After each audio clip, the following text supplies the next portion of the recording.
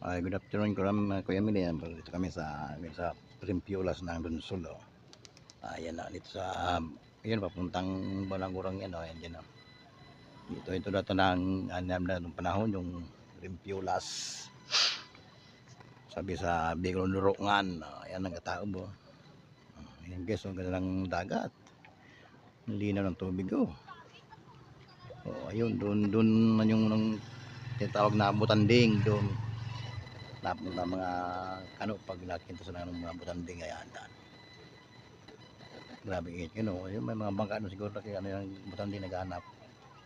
Ayan ito ganang tubig kalmado sa maligo, baka may ito sirena.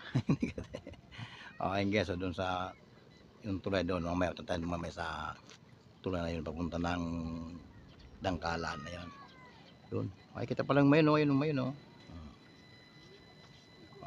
yung mayon kitang kita.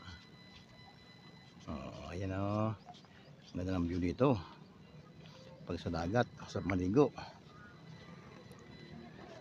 Ayan ayun doon dating Rempiulas ng panahon. Ayan kaya nung panahon dito kami nasakyan ng bangka pupunta doon sa amin ang Balangurang.